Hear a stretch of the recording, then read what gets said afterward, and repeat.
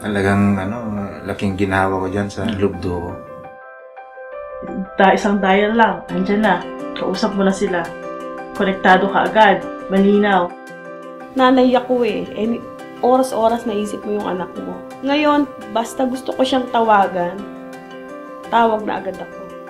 Yun yung tsansa na nakuha ko talaga na binigay ng Globe Duo sa akin.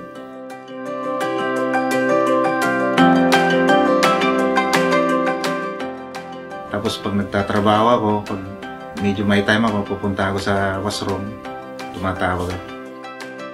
Kasi kung card lang, wala, mamaya. May nasabi ng konti, wala na, ubos na yung card.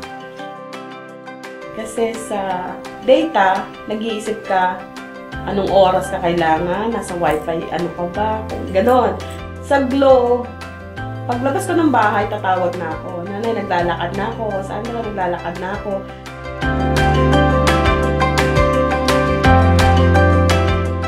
Ang asawa ko rin, dati kapag kakausap ko yung family ko, gumaganyan siya.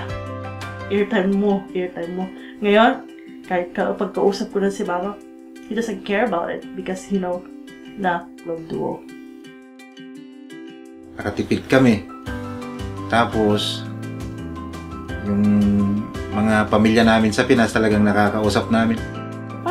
Niisip ko, paano siya makakakonect sa Pilipinas? Montreal yung gamit. So, mag-hello ang nanay ko. Sabi ko, ay, totoo nga. Tapos, okay yung signal. Okay lahat.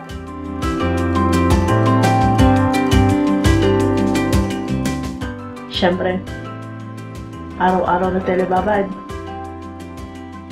Lahat na susubaybayan ko. Talagang kung minsan, pag tinatawagan ko siya, pinapaalala ko yung... Parang ako tumatawag sa gamot niya eh. Pag inom ng gamot, parang ako ang nakasulat sa ko kung anong oras. Yung itatawag ko na lang sa kanya, yung iinom siya.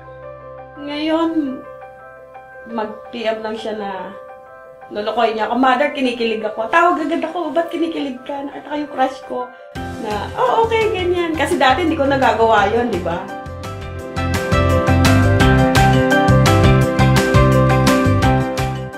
Sabi ko lang sa Globe Duo, keep it on.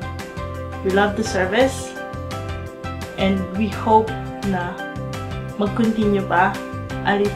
Sana mas marami pang pamilya ang matulungan nila.